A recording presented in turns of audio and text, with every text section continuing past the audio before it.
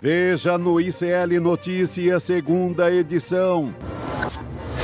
Sem atestado. Laudo médico comprova que Bolsonaro tem condições de continuar na papudinha. Exclusivo ICL. Ciro Nogueira é flagrado em aeroporto com empresários investigados por elo com o PCC. Mais um absurdo de Trump. Casa Branca culpa assessor por vídeo racista contra Barack e Michelle Obama. O ICL Notícias, segunda edição, está no ar.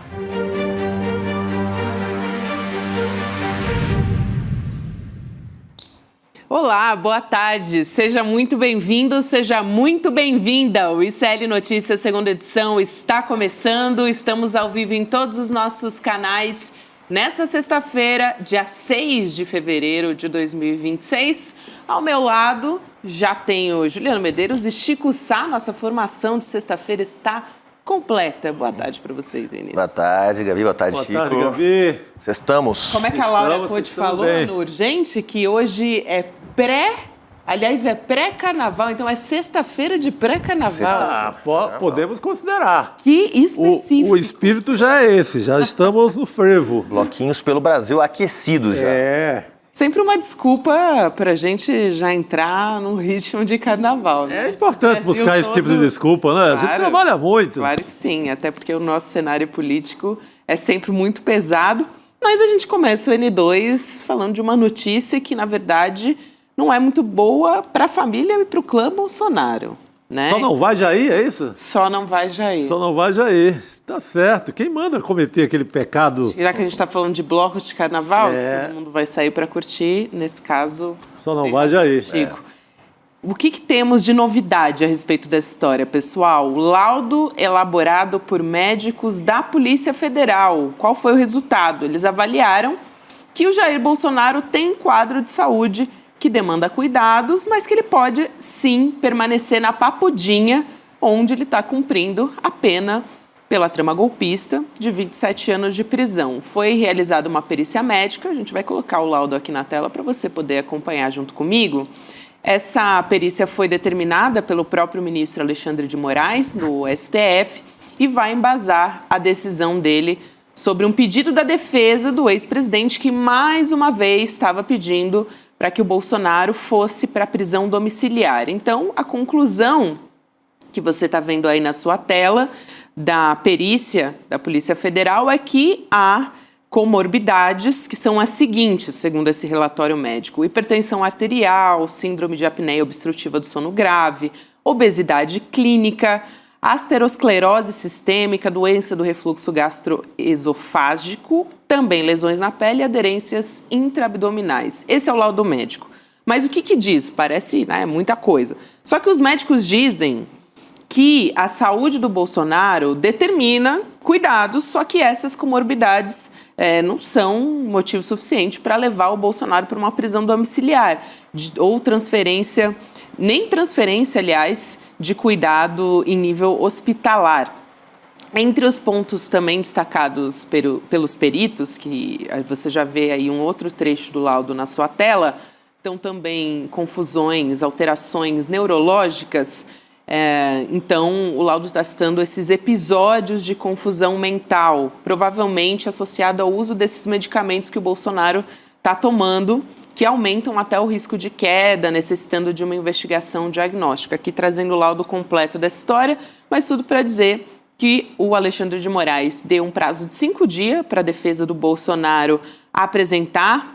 Aliás, não a defesa do Bolsonaro, perdão, a defesa do Bolsonaro foi quem fez o pedido. Nesse caso, são as manifestações da Procuradoria-Geral da República, e aí sim entram os advogados do ex-presidente nessa história também. E temos aqui para discutir com a gente essa história Manuela Borges, diretamente de Brasília, onde está preso o ex-presidente Jair Bolsonaro. Manu, boa tarde para você. Boa tarde, Manu. Olá, muito boa tarde, Gabi, Chico, Juliano, todo mundo ao vivo aqui com a gente no N2. Eu conversei com um advogado criminalista que tem acompanhado esse caso bem de perto e ele analisou esse laudo médico assinado pela Polícia Federal e me disse o seguinte, que existe uma brecha nesse laudo, porque os próprios peritos admitiram que há risco de AVC, de insuficiência renal, uma broncoaspiração, pneumonia. Então, eles admitindo que existe esse risco, a defesa vai se debruçar sobre essa afirmação para tentar buscar a prisão domiciliar. Vamos resgatar que a ex-primeira-dama, Michele, fez uma peregrinação lá no Supremo, bateu nos gabinetes dos ministros para tentar convencê-los de que Bolsonaro precisaria ali de ter um acompanhamento 24 horas por dia, alguém do lado dele, mas o fato é que existe um corpo médico também à disposição lá na Papudinha. Inclusive instalaram um botão do pânico lá na carceragem onde ele está, no quarto, né, naquele flat, na verdade, né, que maior, inclusive o levantamento feito pela Folha de São Paulo mostra que 70% dos domicílios em São Paulo não tem a metragem onde Bolsonaro cumpre a sua prisão.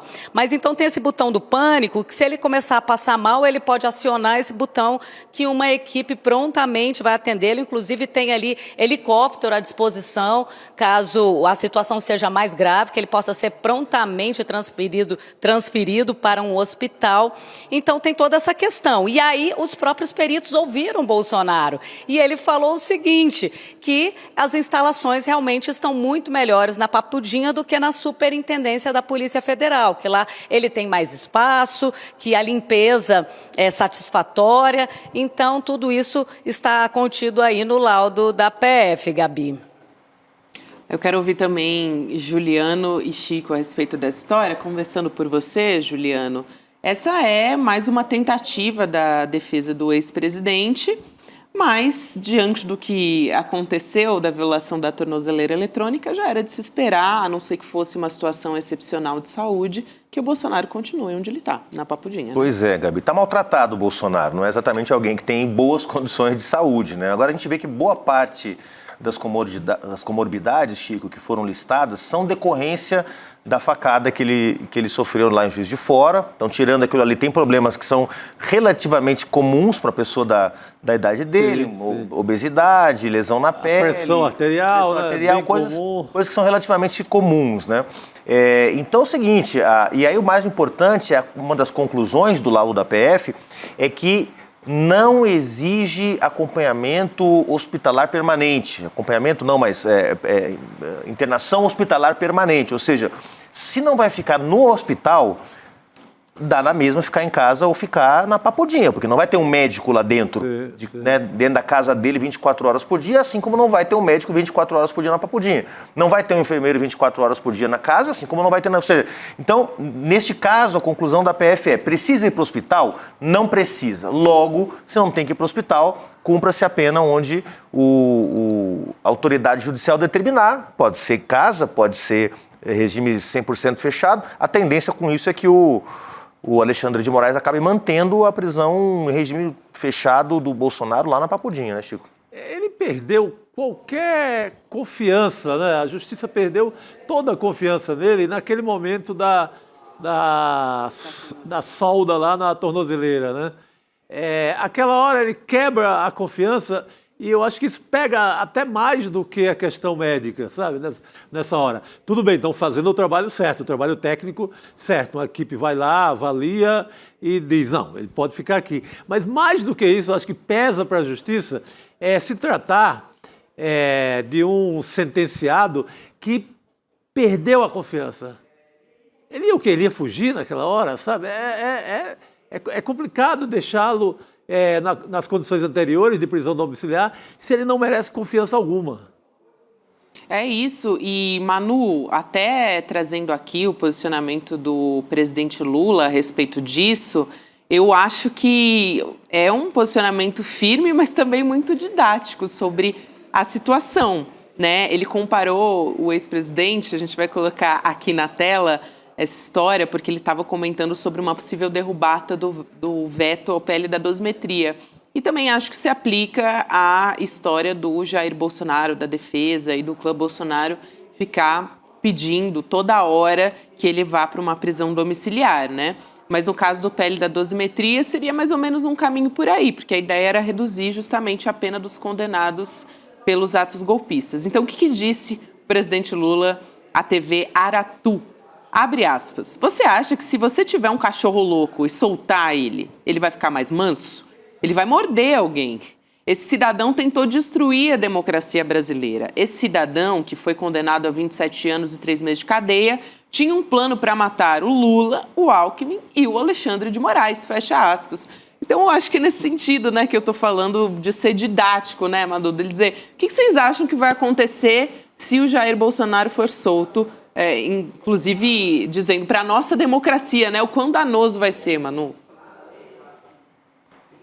Perfeita a analogia do presidente Lula, né? Agora, aqui no Congresso, o que a gente sente é que esse PL da dosimetria, o veto vai acontecer a partir do mês que vem, inclusive começa a trancar a pauta, então os deputados e senadores têm que se debruçar sobre a análise desse veto e eles dizem com todas as palavras que, claro, foi a maioria que votou, com ampla maioria, eles votaram para aprovar esse projeto de lei ali na última semana do ano legislativo e agora tem que se fazer valer a vontade dos parlamentares. Eu até cheguei a questionar com o senador Marcos Rogério, que é da base bolsonarista, e perguntei se a anistia teria mais espaço nesse ano eleitoral. E ele disse que, por enquanto, ainda não tem esse clima para pautar a anistia, que a dosimetria já estaria suficiente nesse momento.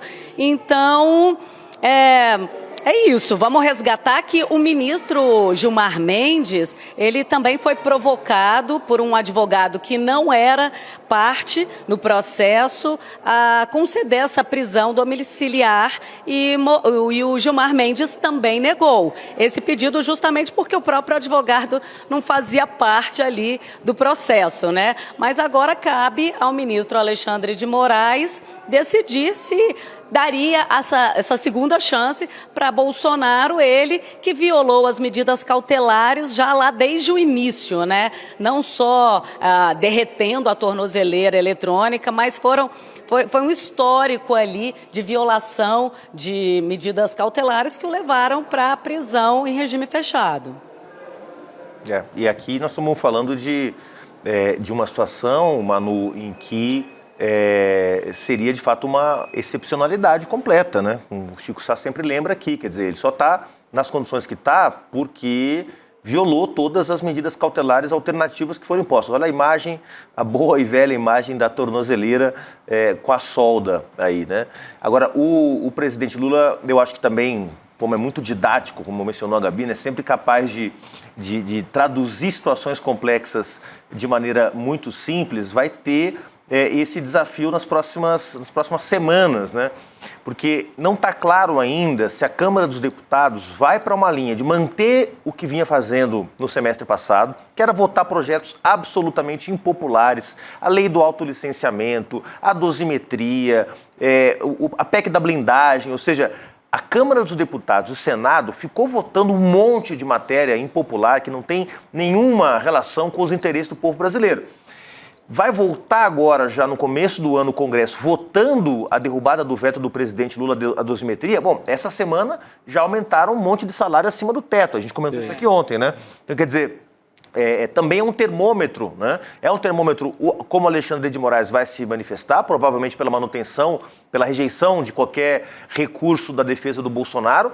Na sequência, a votação da Câmara também, outro termômetro, da Câmara e do Senado, do Congresso, outro termômetro para saber se a toada da insensatez com a qual a Câmara dos Deputados e o Senado andaram no ano passado continua esse ano, né? Testes para o presidente Lula e para o Alexandre de Moraes, né? E aí, na sequência, a gente também vai poder ver como é que se movimentam esses atores com toda a crise que está instalada na direita, né? Aliás, Juliano, uma crise que não passa, né? Falando em crise na direita, a gente tem novidades sobre essa crise, né? Porque o governador de São Paulo, o Tarcísio de Freitas, está passando por uma série de negociações, ele é do Republicanos, e ele está passando por negociações que podem até ampliar esse atrito com os Bolsonaro. Na semana passada eles estavam de bem, né? Porque o Tarcísio manifestou aquele apoio público ao Flávio Bolsonaro, mas ele está montando a chapa à reeleição em São Paulo, a apuração que é do jornal O Globo.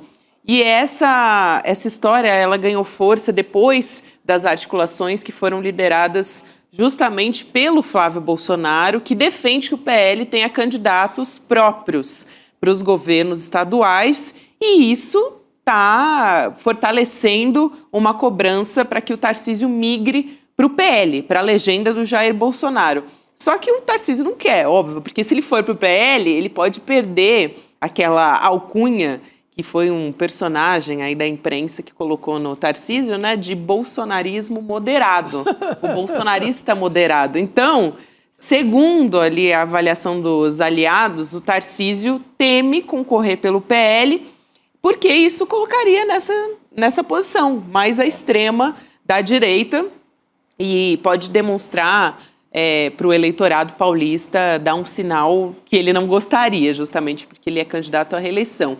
E também, só para fechar essa explicação, a sigla do ex-presidente está buscando desbancar o PSD, do Gilberto Kassab, e indicar o vice também nessa corrida à reeleição. Então, o plano é o PL conseguir mais espaço nessas chapas regionais, está trabalhando para isso, né?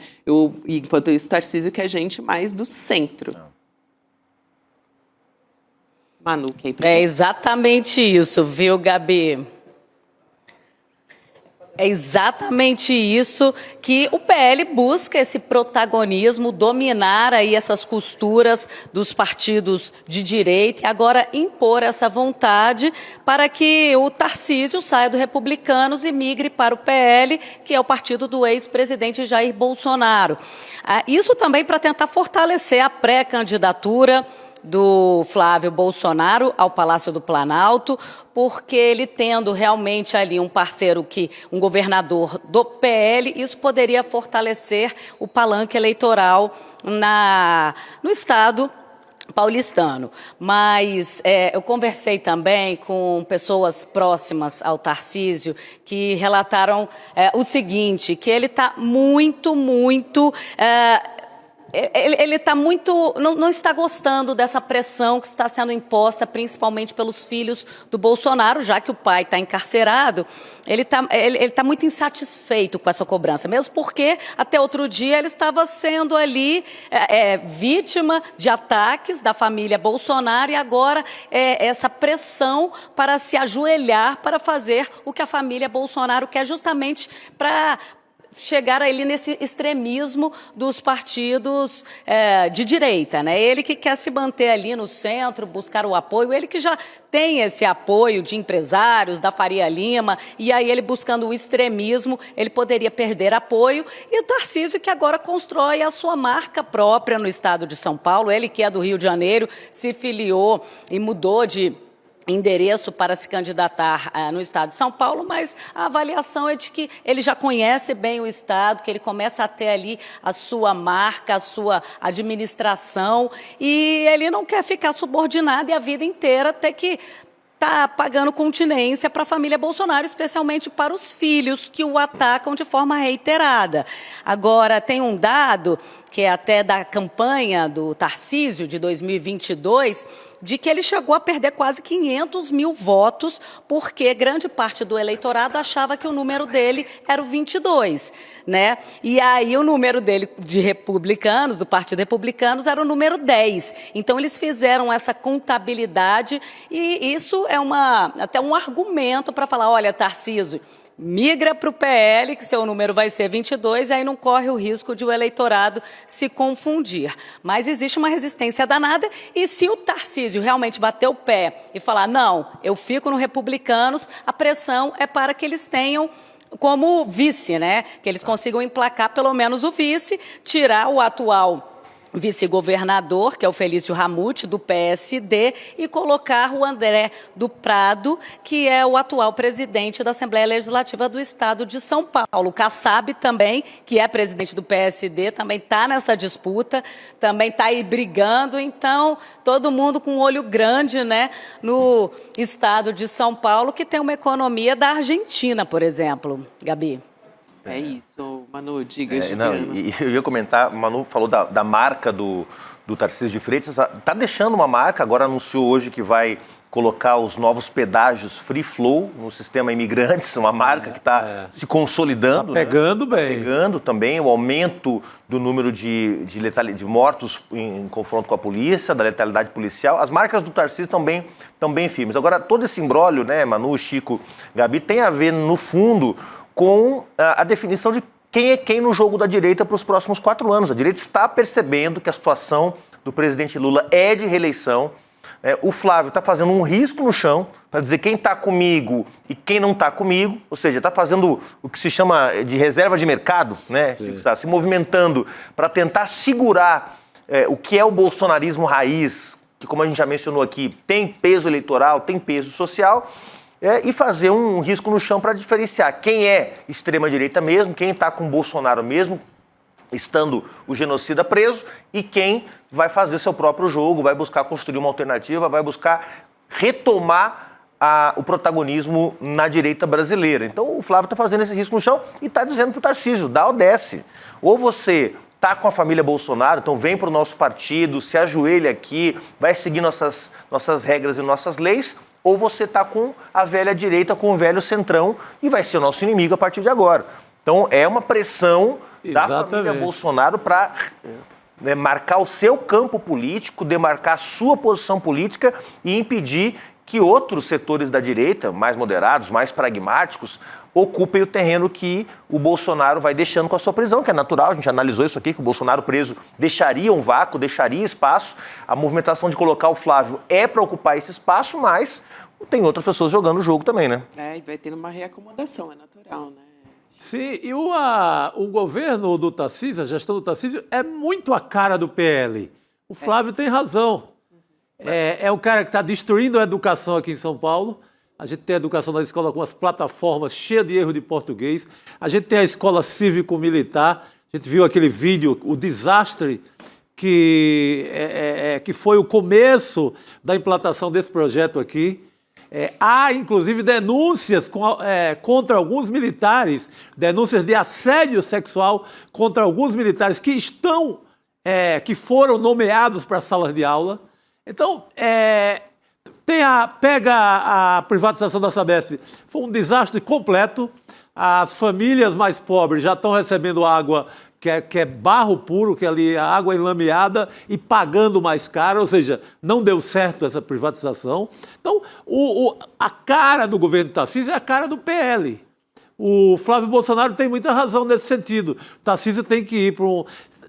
Se bem que o republicano não é também, não tem uma cara melhor. Mas é mais centrão, né? É um partido que não está na mão do Bolsonaro. Não tem aquela, digamos, uma feição mais extremista. E o PL tem... O governo Tarcísio é digno do PL. Ele tem que correr para lá. É isso mesmo. E existe esse esforço justamente do Tarcísio para não ser classificado como parte, né? Mas não pegou, né? Aquela coisa que os colunistas da nossa mídia hereditária tentaram emplacar no Tarcísio, colar no Tarcísio o rótulo de bolsonarismo moderado, não colou, né? Porque em alguns momentos ele foi muito mais mão pesada do que o próprio Bolsonaro. Na questão da educação, eu acho que ele consegue ter um poder destruidor. Pergunte a qualquer professor da rede estadual de São Paulo. O poder destruidor do Tarcísio na educação de São Paulo é mais eficiente do que o do Bolsonaro na educação federal. O Tarcísio está conseguindo desmantelar o que prestava da educação aqui em São Paulo.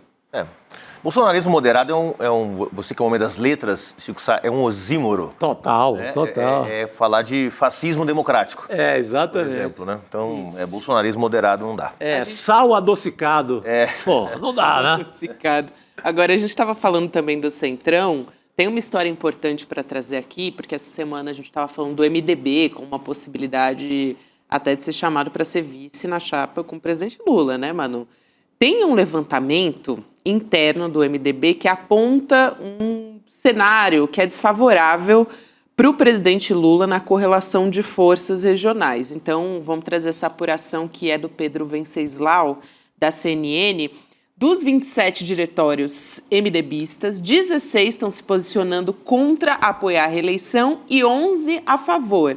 Então, esses números eles estão embasando o debate interno na legenda, nesse momento, justamente que tem uma ala petista que está tentando atrair o MDB para ser vice na chapa com o presidente Lula.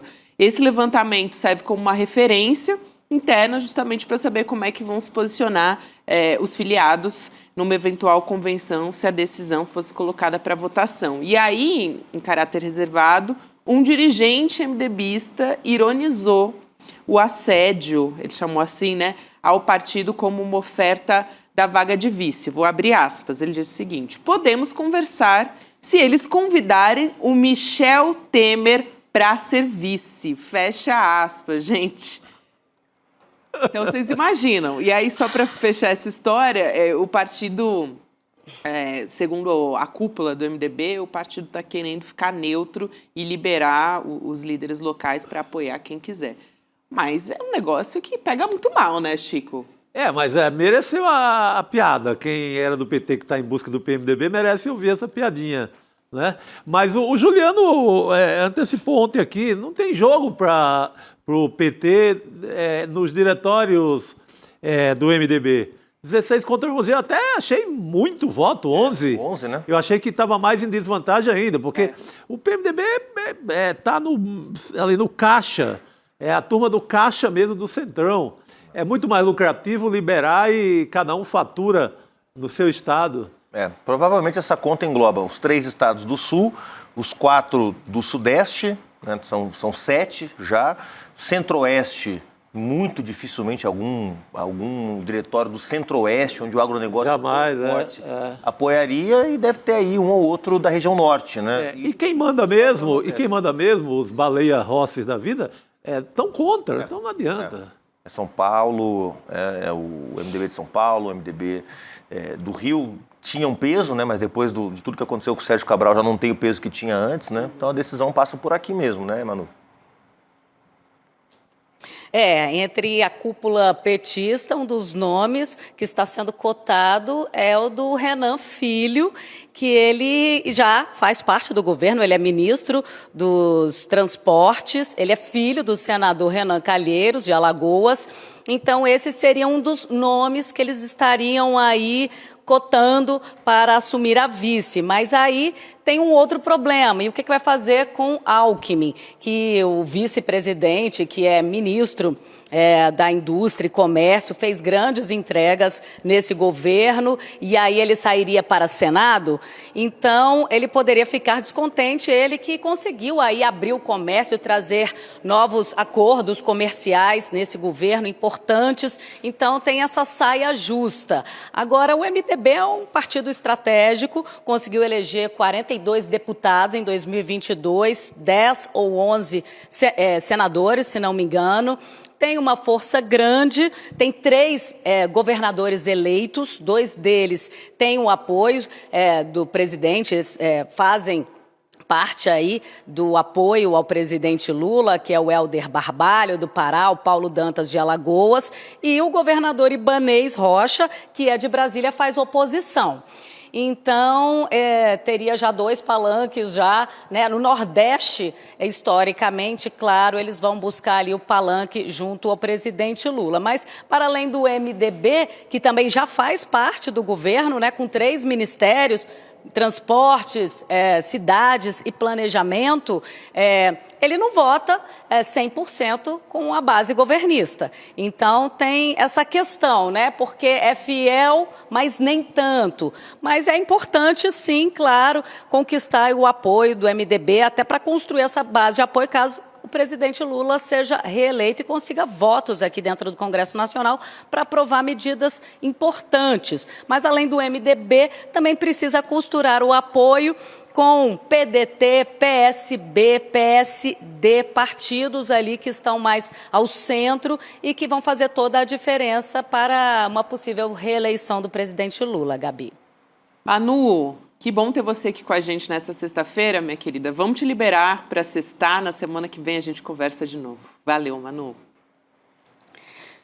Valeu, acabei de voltar de Sampa. Mal voltei e já estamos aqui nesse congressão. Mas é isso aí, gente. É isso aí, Manu. Porque ontem a gente cantou muito, né, Gabi? É verdade. Mas a voz tá boa, segue boa. É isso aí, gente. Ótimo fim de semana. Um beijo grande. Adorei estar com vocês aí em São Paulo. Me convidem que eu volto, hein? Aí. Por favor, portas abertas. Bom final de semana para Manu Borges também, pessoal. E a gente vai fazer... Ela está se referindo à comemoração ontem do Eduardo Moreira, que a gente nosso até colega. contou aqui Nosso colega que fez 50 anos ontem. A comemoração, né? Comemoração. Ainda vem aí no dia 11 de fevereiro a data oficial, mas já comemoramos. Vamos seguir comemorando, né, gente? Boa assim, quando a comemoração dura semanas. No meio do carnaval. A quinzena Eduardo Moreira. Bom demais, muito bom. Bom, gente, a gente estava falando agora de assuntos relacionados às eleições. Eu também quero trazer aqui uma outra notícia que é bastante política. Na verdade, é uma notícia que perdura até hoje, mas é uma tragédia, até eu não gosto de usar essa palavra, né, tragédia ambiental, porque quando a tragédia ela é causada por uma empresa, ou enfim, por um outro ator, então fica difícil falar em tragédia, né? Só se for uma tragédia anunciada. Mas aconteceu entre 2018 e 2023, pela Braskem, né? Os bairros inteiros em Maceió que foram ali vítimas de rachamento de casas, desocupação forçada, afundamento de solo, enfim, uma extração que aconteceu de salgema pela mineradora Braskem. E tivemos o trabalho de Heloísa Vilela para acompanhar a população, ouvir a comunidade a respeito desse assunto. A gente tem até aqui o print, né? A gente colocou na tela a imagem justamente de tudo que foi impactado ali na região. A Elo Vilela produziu uma série especial e a gente tem um trechinho sobre o que ela descobriu por lá e vamos colocar aqui na tela. Vamos lá. A maior petroquímica das Américas havia fundado 5 bairros de uma das mais importantes capitais turísticas brasileiras. E pior, a Braskem, causadora do desastre, virou a dona do lugar. Não era nunca, jamais, para o infrator ser dono daquilo que ela infringiu. Apesar do cenário triste na vizinhança e de tanta gente já ter ido embora, Cássio se recusa a sair da casa onde viveu a vida toda. Eu sair iria enfraquecer a minha parte da negociação. Então, acho que a minha permanência fortalece um pouco o meu lado da negociação. Por anos, o morador do bairro do Pinheiro foi procurador regional do trabalho. Hoje aposentado, tenta usar os conhecimentos da lei para conseguir negociar uma indenização melhor do que a Braskem oferece. Aí um trechinho da reportagem especial investigativa de Heloísa Vilela sobre a Braskem. E essa é uma das discussões que a gente traz na aula que a gente vai ter na semana que vem, junto com o Gessé Souza e também o Lindener Pareto, sobre o Pacto da Impunidade. Tem tudo a ver com esse assunto, com a reportagem que a Elo Vilela fez. E é uma aula aberta da nossa pós-graduação aqui do ICL. Então, você pode participar se inscrevendo em icln2.com.br. Deixe o seu e-mail que você vai ser avisado que a aula está começando no dia 12, 8 horas da noite, quinta que vem. Anota aí na sua agenda já para não perder. Muito bom. Alagoas, que foi muitos anos governado, sabe por quem? Pelo MDB. Falávamos agora. Reino do MDB. E além da grande reportagem da série da Elo, a gente tem o livro novo da Cristina Serra, nossa colega aqui, chamado Cidade Rachada, também é sobre esse tema, esse desastre político. Exatamente. Gente, Vamos nessa, então? Vamos nessa você, né? Vocês ficam, Isso. Porque temos que receber agora o nosso grande Vai nessa, Rodrigo nesse Viana. caso, né? Bom pré-carnaval para vocês, pessoal. Bom Valeu, pré-carnaval. professor. Valeu. Rodrigo Se Viana joga no chegando aqui. bloquinho. Já se jogando, né? Dá pra se Já jogar, sair daqui já sexta-feira. direto pra bagaceira. Bloquinho de notícias. Aqui a gente ainda está no bloco Tá no bloquinho de notícias. Rodrigo, bem-vindo, boa tarde para você. E vamos tacar pau nas notícias, então? Vamos continuar no Bora, notícias. taca-lhe pau. Eu tava me lembrando de um bloco que tem um nome legal, né? Chama Imprensa que eu gamo, né? Ah, Um olha, bloco de jornalista. Tem muitos, Imprensa que eu muitos gamo. bons, né? É. Principalmente Eu os gamo. nomes dos blocos do Rio de Janeiro, eu acho que são especialmente bons. É isso. Tem uma lista que, olha... Não, eu você tá querendo dar colocaria notícia e eu falando de bloquinho de carnaval. Tá Ah, bem mas a tá coisa. tudo bem, a gente Vambora. tá em Então vamos começar a falar do Nós Sofre, mas Nós Goza, lá do Recife. Então é melhor, vamos embora. Vamos Isso embora. é bom também. Vamos seguir aqui, vamos embora. Falando também ainda de questões relacionadas à justiça eleitoral, o plenário do Supremo Tribunal Federal formou maioria para permitir que casos de Caixa 2 sejam punidos 2 vezes na justiça eleitoral, como eu disse, e também por improbidade administrativa na justiça comum. O Caixa 2 é aquele que acontece quando valores recebidos ou valores gastos em campanha não são declarados na justiça eleitoral e pode configurar crime eleitoral nesse caso, né? Então a gente tem uma atualização, vamos dizer assim, um pouco antes das eleições, né, Chico? Então não vai ser mais apenas resolvido com um pedido de desculpa, como o Onyx Lorenzoni pediu verdade. desculpa ao Sérgio Moro, e ele disse, não, tudo bem, tal, você é uma boa pessoa, pediu desculpa, não tem mais crime de Caixa 2 contra você. Meu Deus do céu.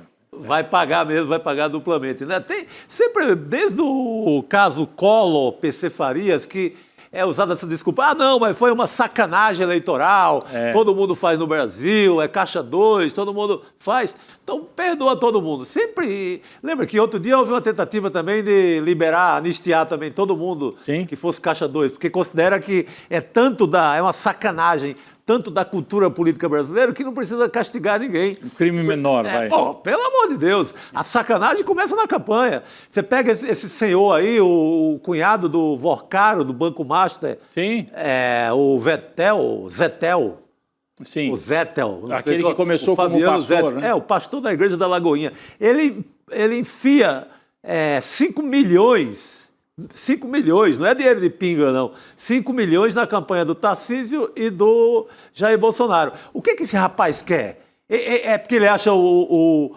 Tarcísio bonito? Ou ele acha ali a pança do Bolsonaro elegante? Não é por isso. Tá comprando acesso aos Está governos. comprando acesso, está comprando bilhete ali para passear dentro do governo e fazer negócio. Então tem que punir mesmo. Caixa 2 tem que punir 1, 2, 4, 5, 6 vezes. É isso aí.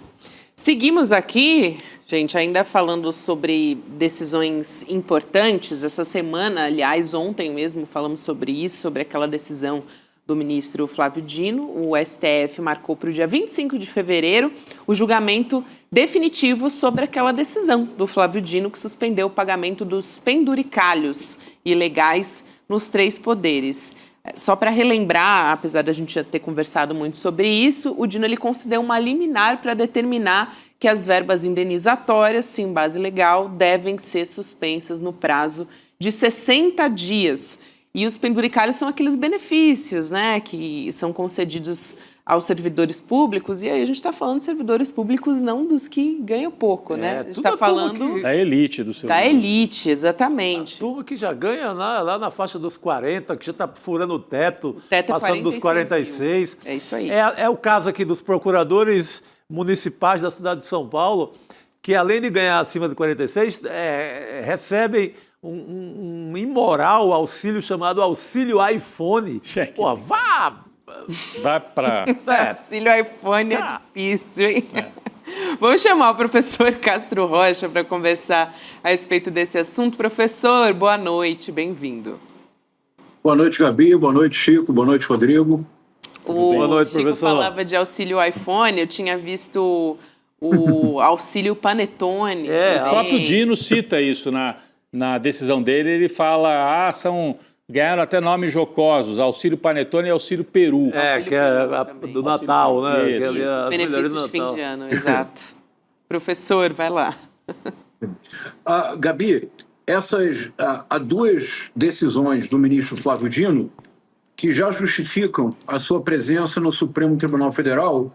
Em pouco mais de 2 anos, ele já fez mais que muitos ministros que já estão aí há décadas. A primeira providência foi a investigação sobre o escândalo do orçamento secreto, que é nada menos do que o maior roubo da história do Parlamento Mundial nos últimos 200 anos. É nada menos do que isso. E o ministro Flávio Dino tem levado adiante, com muita coragem, a investigação de alguns casos que são escandalosos. O segundo ponto fundamental é o que o ministro Flávio Dino fez agora, que é questionar o jeitinho, a malandragem, você finge que não vê o que eu estou fazendo e eu finjo que não estou fazendo aquilo que todos veem. Porque há o limite constitucional do salário, que, por exemplo, um professor como eu segue rigorosamente, Gabi. Nós não temos aumento salarial, nós trabalhamos o tempo todo, não temos aumento, não recebemos nenhuma espécie de auxílio penduricário, mas um funcionário do Legislativo ou deputados, juízes, desembargadores, procuradores, tem o seu salário muitas vezes triplicado, quadruplicado com esses auxílios que são verdadeiramente obscenos. Não são ilegais, uma vez que foram estabelecidos, mas são absurdamente antiéticos e tornam impossível o equilíbrio das contas do Estado. Então, essa ação do ministro Flávio Dino, aparentemente anedótica, acabar com o auxílio iPhone, com auxílio terno, auxílio panetone, auxílio peru, todos os tipos exóticos de auxílio que eles recebem, tem consequências extraordinárias para a possibilidade de que nós finalmente tenhamos uma república. Eu saúdo com grande alegria essas duas ações do ministro Flávio Dino. Agora, será que isso passa da maneira como foi colocado pelo Flávio Dino no plenário? Agora está marcado já para o plenário decidir, né? A expectativa do professor Castro Rocha, Chico também, Gabi, vocês acham que passa isso da maneira como foi decidido? Porque ele deu uma lapada, né? O Dino deu um freio de arrumação, né? Mas isso pega pesado não, né? É justiça, mas os juízes e promotores são talvez os mais beneficiados por esse tipo de coisa. Quase toda a classe jurídica no Brasil, né? Não vai ser fácil. A reação vai ser grande. Por isso que esse apoio, né, professor? Essa medida precisa de um apoio total do país ao Flávio Dino. Ele tomou uma decisão corajosa que ninguém tinha coragem de fazer isso desde o Brasil colônia. Até que diz respeito aos pares dele. Né? Exatamente. Quando instalaram o primeiro fórum, a primeira ideia de justiça na Bahia, ali no Brasil colônia, já começou essa safadeza, cara. O cara já começa a beber de graça, tem comida em casa, passagem livre, não vai ser preso. Desde a Bahia, lá em 1600 e tanto. Sabe? É uma imoralidade. E o Flávio Dino mostrou que é possível fazer. E eu acho que também tem uma questão, professor Castro Rocha. Sim. Se a gente pegar os anos passados ali do lava-jatismo, e desde o mensalão, a direita ficou com o discurso da moralidade. Bom, isso vem desde a UDN lá, de Carlos Lacerda, se quiser voltar lá para trás, né? Ficou, e a gente mesmo tinha esse hábito de dizer, isso aí é o denismo e tal, e tal. Mas é uma chance também de você retomar esse debate sem esse viés pela direita, né? É um homem assim progressista, né, a partir de casos concretos, sem fazer oba-oba, como foi feito no caso do Mensalão. É o maior escândalo da história. Gente, olhem para dentro dos poderes e tratem primeiro de organizar o que tem dentro dos poderes, antes de ficar tentando descobrir o maior escândalo da história, que é sempre relacionado ao PT, ao petrolão e tal. Não pode ser também uma retomada da bandeira da questão pública, da moralidade, pelo lado progressista, professor Castro Rocha? Pode sim, Rodrigo. E da maneira como... Isso que você falou agora é muito importante, Rodrigo, porque desde a UDN, o discurso da corrupção ele é sempre utilizado apenas contra o Estado. Especialmente se for qualquer espécie de governo progressista. Então, por exemplo, o discurso principal que levou ao suicídio do Getúlio Vargas era o Mar de Lama. Era a corrupção no Palácio do Catete. O discurso do Jânio Quadros para chegar ao poder com a UDN era varre, vassourinha, que era varrer a corrupção. O discurso que empoderou uma figura tão complicada e tão duvidosa quanto o Sérgio Moro, que agora vocês entrevistaram aqui ontem ou anteontem, o Tony Garcia. Sim, no que N1. as denúncias do Tony Garcia, que inclusive foram feitas em 2021 para a juíza Gabriela Hart, que simplesmente não levou adiante as denúncias que ele fez. É uma demonstração muito concreta de que esse discurso da corrupção, da maneira como ele é utilizado, quem tem plena razão é o reitor do ICL, Chico, que é o nosso querido Gessé Souza. Toda vez que se usa o discurso da corrupção, ele é utilizado para criar uma imagem anti-estatal, mas nunca se menciona a corrupção dos agentes privados. E a verdadeira corrupção no Brasil, Rodrigo, Gabi, não está no Estado. Opa, tivemos uma interrupção na internet do professor, mas ele já vai voltar aqui para É o verão das tempestades. Será que o professor do ar. Está chovendo no Rio? O professor Acho que ele está no Rio de Janeiro. Sim. Aqui na região sudeste tem chovido bastante. Aliás, a última vez que a professora Ana Penido entrou foi a mesma questão, né? Foi uma tempestade. Mas a gente continua já conversando a respeito da história dos penduricalhos. E agora há pouco o Chico também resgatou um histórico que eu acho que dá um pouco a tônica de mostrar que é um problema estrutural do judiciário, né, Chico, que já nos acompanha, como várias outras questões ali do histórico. Já a gente vai ter um momento de literatura que também é um momento musical. Professor Castro Rocha, se quiser fechar rapidinho o seu raciocínio, a gente já vai. Hoje tem uma música, tá especial hoje, né, nosso momento literatura. Vai lá. Rapidinho, Gabi. O Estado brasileiro foi concebido para a preservação e os privilégios das elites, em todos os seus níveis. Só houve uma instância do Estado brasileiro cuja criação não visava beneficiar a elite, mas, pelo contrário, beneficiava favorecer e proteger o trabalhador. Foi a Justiça do Trabalho. Qual foi o ramo da justiça que no Brasil, Gabi, começou a ser desmontado com o golpe de Estado de 2016, com a presença do Michel Temer na presidência e levado adiante na presença de Bolsonaro? O Justiça do Trabalho. É inacreditável, Chico. Então, todo o Estado brasileiro sempre foi montado para a preservação de privilégios. Mas vamos para a música então, Gabi, porque a música vai ser perfeita para tratar esse assunto.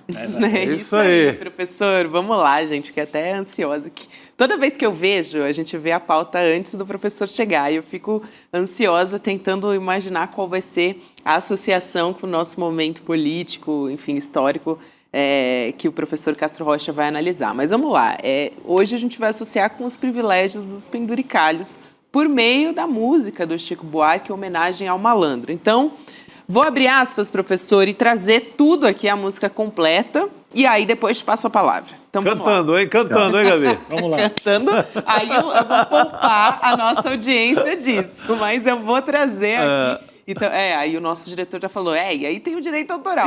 Não vamos pagar direito autoral, não. Tô ligada. Vamos lá, então. Abre aspas. Eu fui fazer um samba em homenagem à nata da malandragem, que conheço de outros carnavais, eu fui a Lapa e perdi a viagem, que aquela tal malandragem não existe mais. Agora já não é normal. O que dá de malandro regular, profissional, malandro com aparato de malandro oficial, malandro candidato a malandro federal, malandro com retrato na coluna social, malandro com retrato com gravata e capital que nunca se dá mal. Continuando na próxima tela. Mas o malandro pra valer não espalha, aposentou a navalha, tem mulher e filho e tralha e tal. Dizem as más línguas que ele até trabalha, mora lá longe e chacoalha num trem da central. Professor. Vamos lá. A figura do malandro, durante muito tempo, foi uma figura essencial para compreender certo aspecto da cultura brasileira e não apenas da cultura popular. Em 1970, o mais importante crítico literário brasileiro de todos os tempos, Chico, o Antônio Cândido, escreveu um célebre ensaio, Gabi, chamado Dialética da Malandragem, em que ele fazia a interpretação de um personagem que nós já aqui tratamos dele nas nossas sextas-feiras, que é o Leonardo, de Memórias de um Sargento de Milícias. Dizia então Antônio Cândido que esse romance ele trazia consigo uma espécie de código de uma certa forma de sociabilidade brasileira, que era exercitada sobretudo pelo malandro. Quem era o malandro na acepção romântica que o Antônio Cândido resgata? O malandro era um homem ponte, uma figura elástica que transitava da desordem para a ordem e que permitia um contato permanente entre as classes mais desfavorecidas e as classes superiores, as classes mais ricas. E o malandro era, então, essa figura que podia transitar da gafieira ao salão chique, da sinuca ao teatro municipal. E o malandro seria, então, uma figura essencial para pensar uma certa plasticidade da cultura brasileira. Essa a concepção do Antônio Cândido. E, Gabi, é bem a figura tradicional do malandro, não é? O malandro com a sua ginga, com a sua capacidade de ter vários tipos de discurso, com a sua capacidade de se inserir nos ambientes os mais diversos. Seria o malandro. Seria essa ponte entre a desordem e a ordem, entre o mundo dos mais desfavorecidos e o mundo dos mais ricos. Pois bem, Gabi, eu queria propor, a partir dessa ideia dos penduricalhos, da criação de um Estado que apenas existe para a permanência dos privilégios das elites, que este malandro, homem ponte, homem elástico, como já diz a música, e a ópera do malandro é de 1978, olha que bonito isso, Chico. Em 78, este malandro descrito na segunda estrofe ainda não era dominante, Gabi. Ou seja, esse malandro candidato a mandato, a malandro federal. Hoje, ele é malandro federal, ele é senador malandro, ele é deputado malandro. A malandragem foi completamente apropriada pela elite, a tal ponto que o malandro mesmo, aquela figura folclórica, simpática, cordial, capaz de transitar entre opostos, agora está limitada ao trem da Central do Brasil, trabalha, mora lá longe, chacoalha e tem filhos e mulher e tralital para cuidar. E o salário, como diria o professor Raimundo, Chico, é assim, não é nada. Ao passo que a elite... O que é Nicolas Ferreira, se não um malandro federal, Gabi? O que é Ciro Nogueira? Ciro Nogueira! O que é Ciro Nogueira, se não o Duran? Senão o Max Overseas. Eu proponho, Rodrigo, a partir de hoje nós chamaremos Ciro Nogueira de Max Overseas, que é o personagem, na ópera do malandro que vivia de contrabando com os soldados americanos. O Ciro Nogueira procura o Lula no final do ano para tentar um acordo que o favoreça na eleição no Piauí, porque ele sabe que ele corre o grande risco de não ser reeleito. Esses são todos malandros. O que é Daniel Vorcaro, senão um super, hiper malandro que quer enredar a todos na sua trama? Até a malandragem, Gabi, foi apropriada pela elite brasileira. Isso não é justo.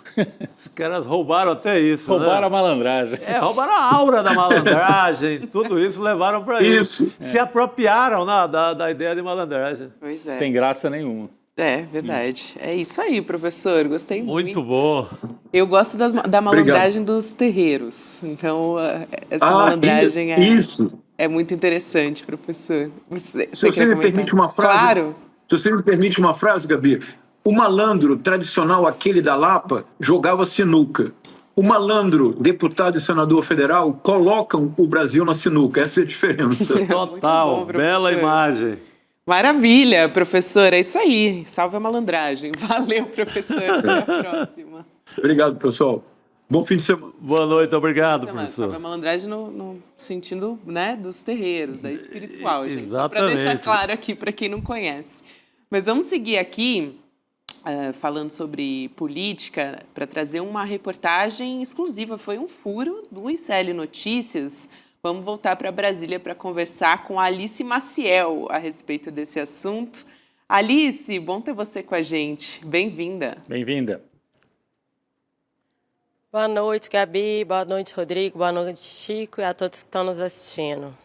Alice, vou trazer aqui um pouco, rapidamente, tá, o contexto desse furo de reportagem que você traz, até para te passar a palavra e você poder explicar melhor para a gente. Mas a Alice, junto com o nosso repórter, o Flávio VM Costa, eles dois receberam uma homenagem que flagra o senador Ciro Nogueira. Né? Uma imagem. É uma imagem, o que eu disse? Homenagem. Eu disse uma homenagem?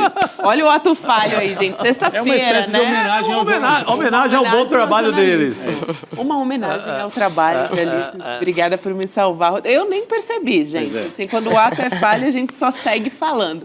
Mas então, uma imagem, Alice e Flávio VM Costa receberam, flagrando o senador Ciro Nogueira, do PP, no aeroporto, com o Haran Santiago, Girão Sampaio, e também com o Danilo Coelho de Souza, os empresários que são investigados pela Operação Carbono Oculto. Você vai se lembrar, a ação que investiga a relação dos empresários desse ramo de combustíveis com o PCC. Então, a imagem estava aqui na tela até agora, aliás, mostra o senador, né, Ciro Nogueira, bem de frente nessa de frente foto. para o crime. Ele percebeu, acho que está sendo fotografado, ele até ri para a câmera. Pois é. E a Alice vai poder explicar muito bem que, aliás, é um histórico de reportagem do ICL Notícias, trazendo em primeira mão esse elo, justamente, né, Alice, que não é de hoje, essa conexão com essa operação que traz a relação com o crime organizado. Exatamente, Gabi. Primeiro falar dessa foto, né? Ela foi tirada no aeroporto de Brasília na noite de ontem, onde o senador está com esses dois empresários investigados e, de acordo com a informação da nossa fonte, eles estariam embarcando para Teresina, né, a cidade aí do senador Ciro Nogueira. E esses dois empresários, o Alan e o Danilo, eles são investigados na Operação Carbono Oculto, que foi batizada de Operação Carbono Oculto 86, que é um desdobramento dessa grande operação que começou em São Paulo. E essa 86, ela é uma operação da Polícia Civil do Piauí. E nós já temos realmente acompanhado, desde o ano passado, essa operação, dando várias informações relevantes. E uma delas é de que o senador, o Aran, a gente teve acesso a documentos do COAF que mostram que o Aran, um desses empresários que foi flagrado aí com o senador Ciro Nogueira, transferiu R$230 mil para o compadre, ex-assessor do senador Ciro Nogueira. Então, a gente mostrou aí, ao longo desses últimos meses, várias conexões entre o senador e esse grupo liderado aí pelo Aran e o Danilo, que, de acordo com a Polícia Civil do Piauí, são empresários que tinham postos de combustíveis que abasteciam também o esquema do PCC. E além, né, dessa conexão do Aran com o compadre de Ciro Nogueira, uma própria empresa do senador aparece também em transações financeiras envolvendo o grupo dos postos de combustíveis, que também estão sendo investigados. E o irmão do senador uma empresa do irmão do senador dividiu o endereço também com o posto de combustível do Aran e do Danilo. Então, a gente mostra aí, são várias conexões, e ontem eles estiveram juntos aqui no aeroporto de Brasília. Assim, o Ciro Nogueira tem várias complicações aí, né, para se explicar, né? Esse caso que você está narrando, né, da Operação Carbono lá no Piauí, envolvendo justamente esses dois personagens, né, e que se aproxima do Ciro Nogueira através desse compadre dele e tal, que recebeu dinheiro dessa turma também. Mas o Ciro Nogueira está enrolado em outras investigações. A gente já tinha trazido antes o episódio do piloto, né? O caso, de certa maneira, muita gente espera que no caso do Banco Master também possa acabar respingando no Ciro Nogueira. Talvez isso tudo explique o medo que ele está, e ele faz movimentos de tentar salvar a pele, tentando se reaproximar do presidente Lula. Mas é o assunto que nós vamos tratar um pouquinho mais adiante também, né, Gabi? Exatamente. Aliás, aqui, só reforçar o posicionamento, né, ao ICL Notícias, vamos dizer assim, o outro lado dessa história, né, Alice? O Aran Sampaio disse que o encontro com o senador Ciro Nogueira foi casual, inclusive encontrou e cumprimentou diversas outras personalidades políticas durante essa conexão em Brasília, e o senador Ciro Nogueira foi procurado pela reportagem, mas ainda não se manifestou. Então, trazendo o outro lado dessa história, Chico. O Ciro Nogueira, em relação ao ICL, ele está indo para... Foi para a Justiça, tentou calar o ICL, a reportagem do ICL, mas perdeu. A Justiça deu ganho de causa no caso do aos piloto, repórteres. né? É isso. No caso do piloto. No caso do piloto Matosinhos. Exatamente. Alice.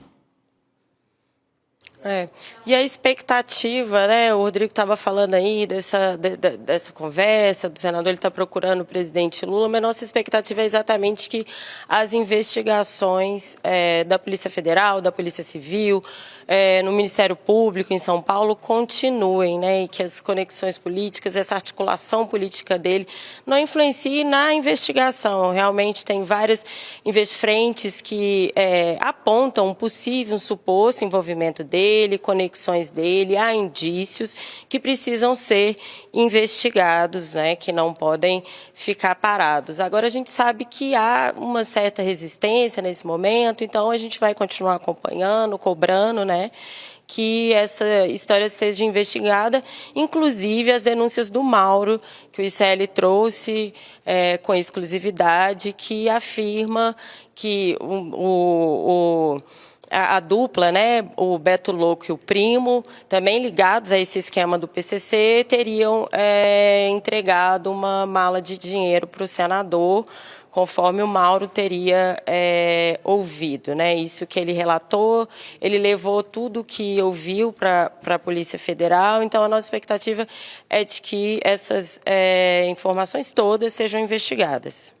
Que é o piloto, e que, inclusive, o senador possa se explicar. Sim, né? Sim. O Mauro que a Alice cita é o Matosinho, o Mauro Matosinho, veio piloto. No ICL Notícias, primeira edição, nessa semana. Exatamente. Né? Que deu uma entrevista para a nossa equipe Exatamente. no N1. Eu queria trazer uma outra informação aqui, já que estamos falando em Ciro Nogueira, sobre a Folha de São Paulo, publicando uma reportagem hoje que revela que ele esteve reunido, aquilo que o Rodrigo adiantou aqui, com o presidente Lula no dia 23 de dezembro, recentemente... Pô, mas quase Natal, né? Quase Natal. Quase Natal. Ainda, vamos dizer assim... componente cristão ali na parada, né? Mais de um mês essa história, né? E o Ciro fez uma proposta naquela época, no final do ano passado, que seria afastar o partido dele, o PP, da campanha do Flávio Bolsonaro em troca de apoio do PT no Piauí. E aí, gente, que entram várias questões dentro dessa história, né? Tem 2 vagas ao Senado em disputa. O Ciro quer que o presidente Lula apoie só um candidato no Estado, que seria também o senador Marcelo Castro, do MDB.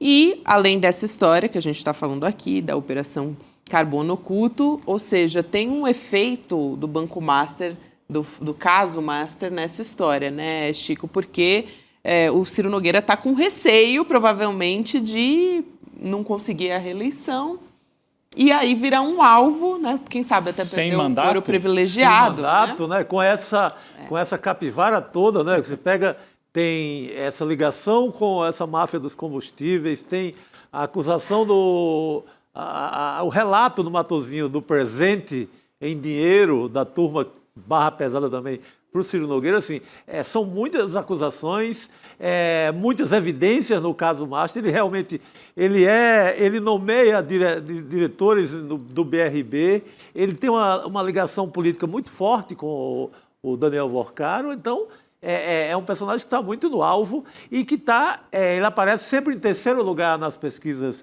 do Piauí, porque além do Marcelo Castro, que você citou, que é atual senador e que é senador com apoio do Lula, candidato ao Senado, tem o Júlio César Lima, que é deputado federal do PSD, do Kassab, também já está na chapa e está fechado. Os dois, aliás, o Marcelo e o Júlio César, estiveram também com o Lula, perto desse período. O Ciro Nogueira passa lá um pouquinho depois da dupla já carimbada como a dupla de Lula ao Senado pelo Piauí. Agora, o que ele oferece... Lula e o Kassab. Desculpa, Chico. O que ele oferece para o Lula, né, é o seguinte: o Partido Progressistas, se o Lula der essa molezinha lá pro Ciro, lá no Piauí, e só apoiar um candidato, deixando a outra vaga pro Ciro... Tiro do Kassab, tiro do Kassab. Em troca, o que o Ciro Nogueira oferece? O PP não apoiaria o Flávio Bolsonaro, ficaria neutro. Isso. Né? O que é uma tremenda vantagem para o Lula, porque o PP não iria para a coligação com o Flávio Bolsonaro no no primeiro turno. Resta saber se o Lula vai embarcar. O PP já vai se esbagaçar mesmo entre Lula. O PP racha naturalmente ao longo da história, é igual o PMDB. Sim. Então, acho que o Lula não ganha nada com isso. É melhor fazer os 2 senadores, deixar o Ciro Nogueira, que vive em refeições na Faria Lima toda semana, e marchar com os 2. Eu acho. Faz com o Kassab. Já fazer aliança com o PP, faz com o Kassab. Provavelmente. Alice. E esse é bem o espírito do Centrão, né, gente? Tava Ciro com os Bolsonaro, agora corre para o presidente Lula. Esse grupo que sempre quer estar do lado do poder, e realmente ele corre o risco, né, de perder a reeleição no Piauí e ainda perder o foro privilegiado, além de perder o mandato. Ele é um político forte aqui em Brasília, também perder o mandato, né, o foro privilegiado, e ficar sem cargo, caso o Lula ganhe ano que vem também, né, a possibilidade de ele não ganhar um ministério. Então, é um ato de desespero também procurar um presidente para tentar fechar essa aliança nesse momento. Lembrando que o Ciro Nogueira, o Chico falou aqui, teve pelo menos 2 vezes, e o ICL, numa delas, trouxe a gravação aqui, com exclusividade em meados do ano passado, anunciando que o governo Lula tinha acabado. Ele é o porta-voz disso. Ele disse que sangrar, né? Que tinha que sangrar. É melhor nem derrubar o Lula agora, deixa ele ir até o final, que o Lula está derrotado, dizia o Ciro Nogueira em junho, por aí, do ano passado. E agora está lá batendo na porta do Lula para ver se descola uma vaguinha para ele lá no Piauí. Mas é um movimento interessante, Alice, Chico, Gabi, porque o Lula está fazendo essa conversa com o PP, com o Ciro, e conversar não faz mal para ninguém, e também com a União Brasil, que é outro partido enrolado dessas investigações. Sem falar no MDB, que já vem também enrolando. Sim. Sem falar no MDB. No caso do União Brasil, a conversa que rolou essa semana, Alice, foi que o Rodrigo Pacheco poderia se filiar à União Brasil para ser o candidato do Lula em Minas. E com isso também o União Brasil ficaria neutro na disputa nacional, né? Já que ele vai, por exemplo, forneceria o candidato do Lula em Minas. Em outros estados ficaria na oposição. Então, o objetivo do Lula agora parece ser rachar os partidos todos do Centrão para pelo menos um pedaço deles ficar do lado do Lula e não ir em bloco para o apoio ao Flávio Bolsonaro, principalmente tempo de televisão, mas não só isso, né? As alianças realmente nos estados, né, com prefeitos, com governadores, tentar dividir um pouco esses partidos. Então essa operação, no caso do Ciro Nogueira, é desespero dele, como a Alice definiu muito bem. Mas tem um cálculo também eleitoral do Lula de que vale a pena conversar e tentar rachar esses partidos para a eleição de outubro.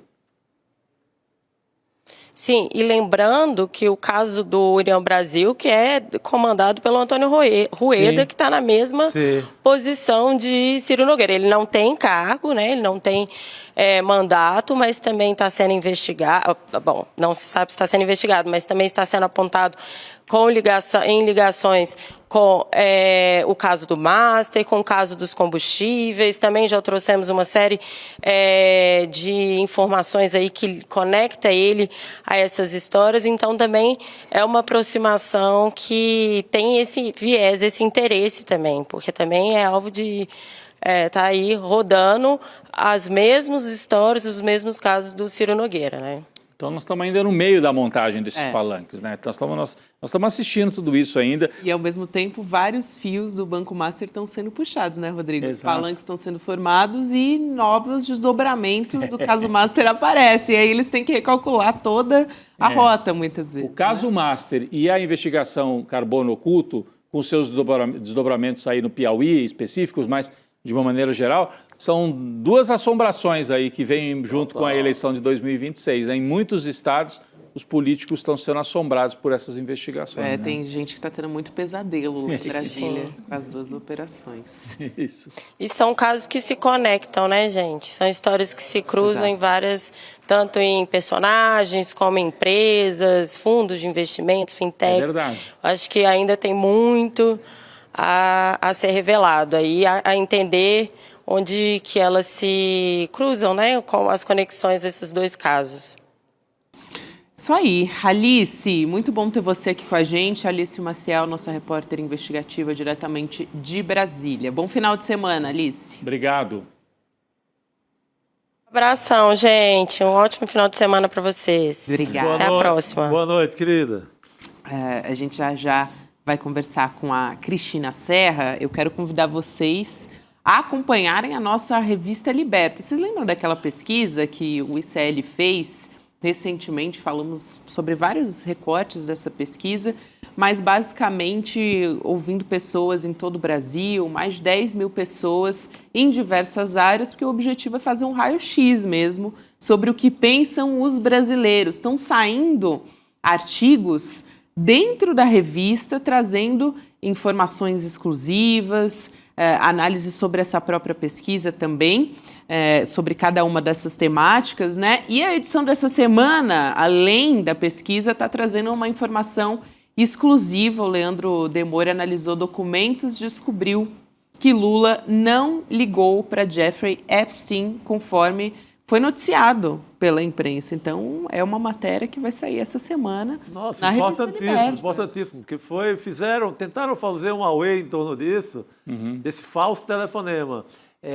No período que o Lula está preso em Curitiba, já sabia que ele não tinha acesso ao telefone na cela, mas sabe que notícia contra Lula é fácil se plantar.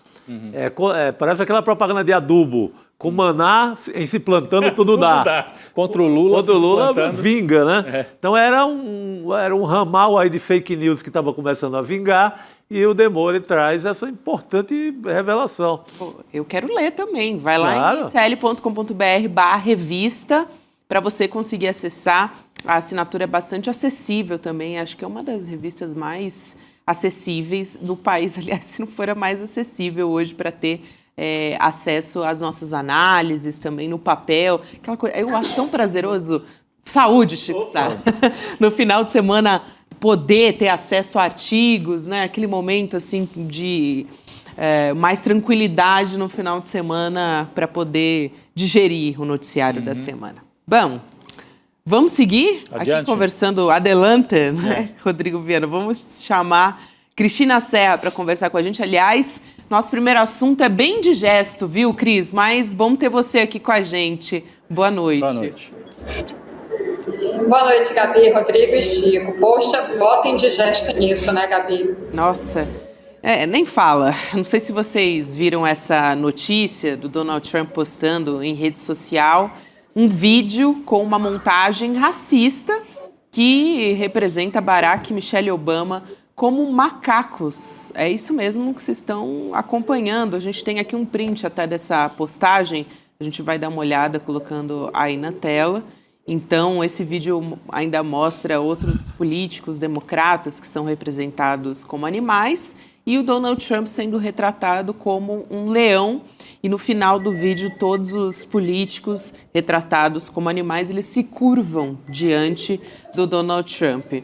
E também essa publicação está repetindo acusações sem provas de que uma fabricante de urnas eletrônicas lá dos Estados Unidos ajudou a fraudar as eleições, a votação de 2020. A Casa Branca disse para a agência AFP que a postagem foi feita por engano por um membro da equipe e já foi removida. Só que o posicionamento da Casa Branca contradiz a justificativa da secretária de imprensa de governo. E não tem justificativa para isso, né, gente? Mas ela disse que o vídeo é um meme da internet, que mostra como o presidente Trump é o rei da selva, os democratas são personagens, como se fosse aquela história do Rei Leão. Vamos assistir ao trecho dessa fala. Aliás, a gente não tem o trecho dessa fala, foi justamente essa justificativa que eu trouxe aqui, que ela disse que é um meme da internet, que não é nada demais, né? Tentou passar um pano ali, sendo que é injustificável isso, Cris.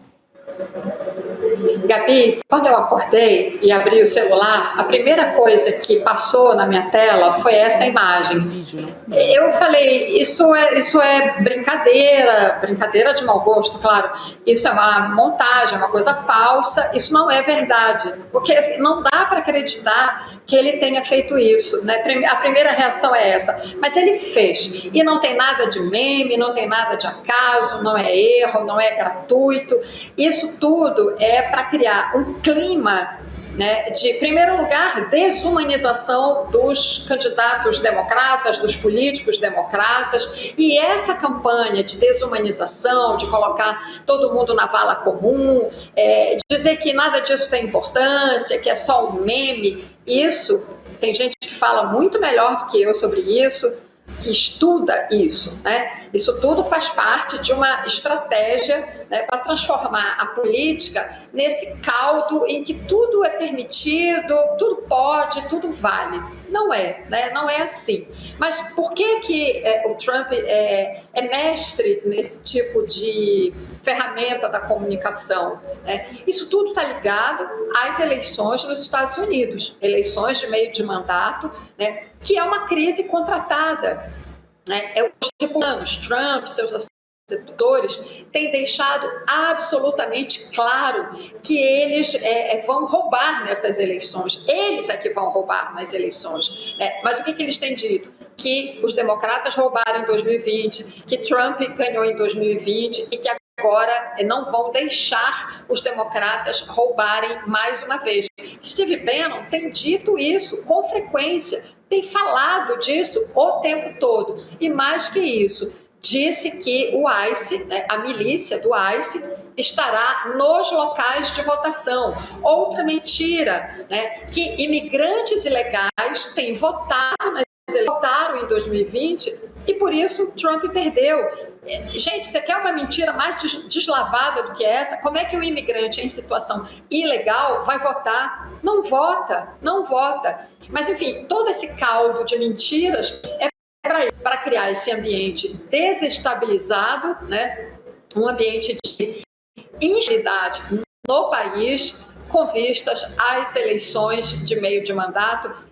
Os republicanos, o governo Trump, estão trabalhando fortemente para isso, para, se for necessário, se for o caso, se perderem, vão virar a mesa. É o mesmo roteiro adotado aqui, né, pelo Bolsonaro, inclusive, só que aqui, bom, eles registraram nas reuniões, deixaram todo o roteiro registrado, chamaram aquele argentino para contestar as urnas, contrataram aquele instituto do voto para dizer que as urnas não prestavam, prepararam todo o terreno para disseminar dúvidas e para plantar gente também na porta dos quartéis. E todo esse caldo de cultura acabou gerando o 8 de janeiro. Nos Estados Unidos, de certa maneira, isso já aconteceu no Capitólio, talvez sem tanto preparo, né, Cris? Dessa vez ele está preparando mais ainda o terreno para justificar uma virada de mesa. E primeiro tem a eleição parlamentar agora de meio de mandato, né? Será que nós vamos ter eleição mesmo? Porque as pesquisas que eu tenho acompanhado aqui mostram que ele pode tomar uma surra daquelas, assim, né? O violenta. Silas Andrade, Rodrigo, acho que complemento o que você está falando aqui no nosso chat, diz que é uma cortina de fumaça, na verdade, levando em consideração, por exemplo, esses documentos do caso do Jeffrey Epstein, que é algo que é um calcanhar de Aquiles do Donald Trump. Mas daí, então, eu vi algumas pessoas falando disso, queria até ouvir vocês. Não, olha, o Trump já está enrolado demais no caso do Epstein, acusado de pedófilo, então ele prefere ser chamado de racista, é isso? Quer dizer, ele deixa de ser... Para ele deixar de ser chamado de pedófilo, ele quer ser chamado de racista? Eu acho que no eleitorado dele, ser chamado de racista até é um elogio. É melhor do que ser pedófilo? Ele joga no campo dele. Racista é o que... eles nunca fizeram muita questão de negar. Pelo contrário, a secretaria dele postando, ficam tomando copo de leite, Exato. Usando a simbologia dos supremacistas. É verdade, vocês têm razão. E joga na confusão e realmente encobre as revelações do caso Epstein. Do caso Epstein. Tira um pouco... Tanto que hoje a gente deixou de falar do caso Epstein, ou falou um pouco menos, né, Cris? Você acredita que pode ter alguma coisa por aí também? Porque depois ele, inclusive, tira o vídeo, né? Eles tiram dando essa justificativa que foi um erro. Quase que botam a culpa no estagiário, né? Apertaram o botão errado e tal. Já tinham feito a confusão. Já tinham feito a confusão. Né? Então foi um dia sem falar tanto de pedofilia e de Epstein. e de Trump envolvido na pedofilia e nos abusos. E aí fica essa coisa, mas era uma coisa jocosa, mas é racista. Cris, você acha que pode ser uma operação desse tipo? Eu acho que, bom, vamos por partes. O caso Jeffrey Epstein vai fazer um estrago, eu acho, já está fazendo um estrago grande em uma parcela grande do eleitorado do Trump, que é aquele cristão conservador, né, norte-americano, que vai para a igreja toda semana e não sei o quê, que acredita mesmo que o Trump está aí para salvar os Estados Unidos do comunismo, para salvar do demônio, para salvar dos imigrantes que são demônios que vão para os Estados Unidos, né, para estragar o país e a vida dos norte-americanos, né? Então, para esse eleitorado, né, mais, digamos assim, crédulo, né, porque existem essas pessoas que acreditam mesmo, né, que o Donald Trump tem esse objetivo de salvar o país. O caso Epstein, né, essa rede de abusos sexuais que esse cara comandou, isso faz um estrago. Agora, ele publicou essa imagem racista para abafar a repercussão do caso Epstein? Eu não sei, pode ser que sim, mas de qualquer maneira não surpreende que ele faça isso, né? Porque o Trump já fez outros memes racistas e ofensivos, ou já disse ou muitas outras coisas racistas e ofensivas, né? Tem uma questão de timing aí, pode ser que sim. Mas, enfim, o que eu acho mesmo é que ele tem dificuldades, ele vai ter dificuldades claras nessa eleição. As pesquisas nos Estados Unidos já mostram isso. Teve uma eleição muito recente agora no Texas, rapidamente, foi uma eleição especial no estado do Texas, em que o candidato democrata deu uma surra no candidato republicano. Então, esses sinais já são muito evidentes de que os republicanos terão problemas para manter as suas maiorias nas casas legislativas. É com isso que Trump está preocupado. É isso. Cris, importante aqui essa sua colocação também. A gente vai continuar acompanhando todos esses desmandos no entorno do governo Donald Trump. Muito obrigada. Até semana que vem, querida. Obrigado, Cris. Obrigada, pessoal. Bom fim de semana. Boa noite, querida.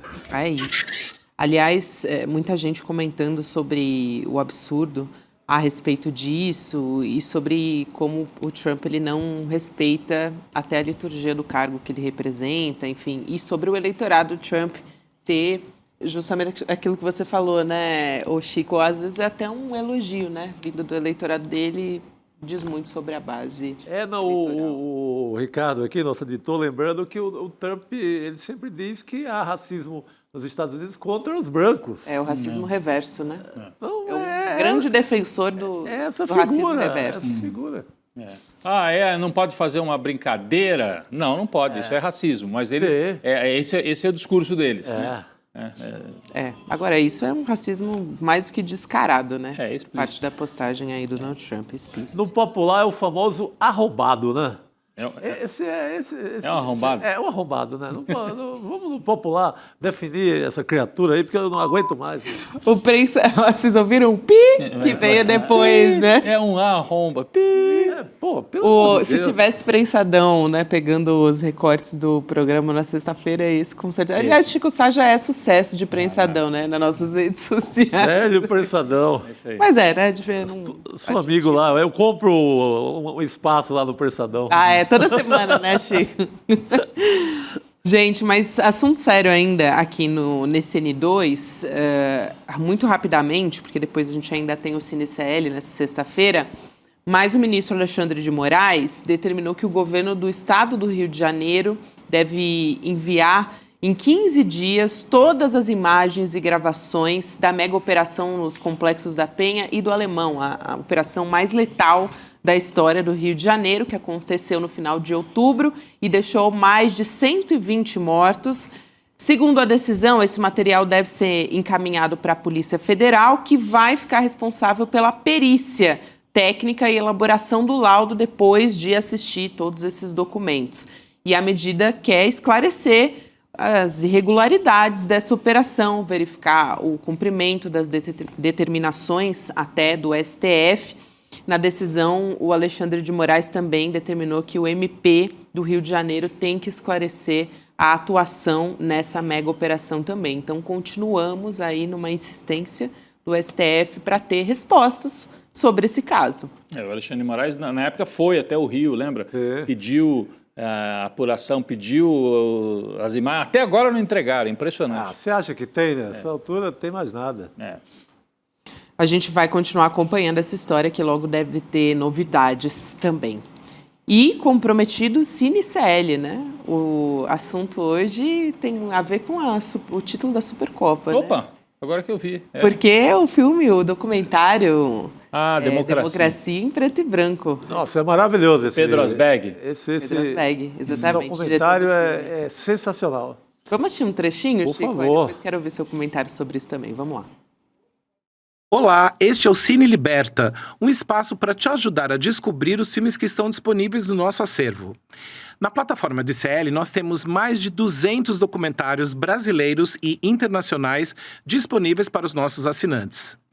O filme de hoje é Democracia em Preto e Branco, um filme brasileiro que trata sobre futebol, política e rock and roll. Durante a década de 80, o Brasil ainda estava vivendo sob uma ditadura militar. Alguns jogadores do Corinthians começaram uma nova forma de gerenciar o time, usando o sistema eleitoral para tomar suas decisões. Ao mesmo tempo, o Brasil começava a lutar pelas diretas já. O filme é narrado por Rita Lee e tem depoimentos de jogadores que lideraram a democracia corintiana, como o Dr. Sócrates e o centroavante Walter Casagrande. Várias outras personalidades também participam, como o na época sindicalista Luiz Inácio Lula da Silva, o músico Frejá e os jornalistas Juca Kfouri e Marcelo Rubens Paiva, entre muitos outros. Fica por aqui, porque após a exibição eu vou conversar com o diretor, produtor e roteirista do filme, o Pedro Asbeg.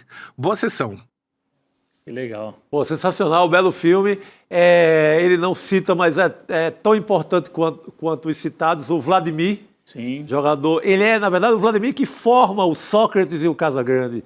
Porque o Vladimir já era ligado a sindicatos atletas, era mais politizado. Quem faz a cabeça do doutor, do Sócrates, é o Vladimir. Essa é uma boa história da democracia corintiana. Muito boa. Excelente. Muito boa mesmo. A gente vai acompanhar logo depois do N2. Você ia comentar? Não, é só falar desse trio, né? Vladimir, Casagrande e Sócrates, que foram os líderes da democracia corintiana. E eu aprendi a gostar de futebol muito também nessa época. Então, eu tinha durante muito tempo foto dos dois. Essa experiência é única no mundo, porque... Opa!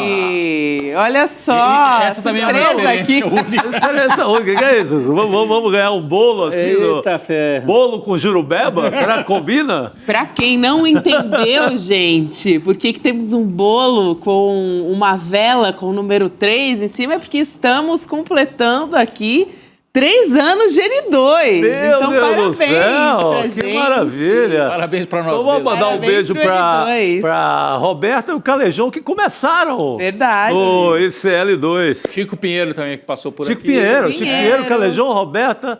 Eu cheguei ali nos primeiros momentos também. Chico. E toda a equipe, toda a nossa equipe que ajuda a fazer, o pessoal da técnica, o pessoal da edição, da produção, que também faz É uma o N2. grande equipe. É uma grande... Vai vento, vai vento. Aliás, quem trouxe pra gente o bolo é o Rafa Aloy, né? Então também que faz parte aqui da nossa equipe. Eu vou conceder as honras de Chico Sá para soprar a velhinha de 3 anos, porque você foi o primeiro a chegar nessa de nós bancada. 3 é o mais antigo. Então, jurubeba vida desse longa, bolo. né? Isso. Oh, meu Deus. Agora eu... Ih, Rodrigo, voltou. Vai dar para todo mundo. Bom. Pronto, já está devidamente... Gente, não vai. Essa vela é mágica. Nossa chama não se apaga. Não se apaga jamais. Não se apaga jamais. Vai permanecer aqui assim.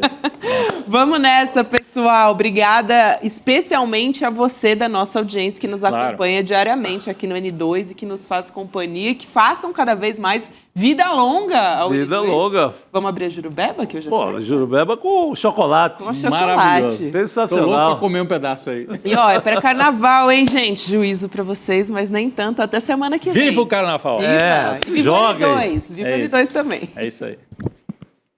A elite brasileira nunca foi punida pelos seus crimes.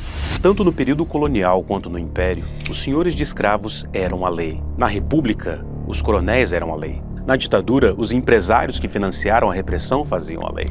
Hoje, os grandes empresários, a elite do judiciário e a elite política fazem as leis.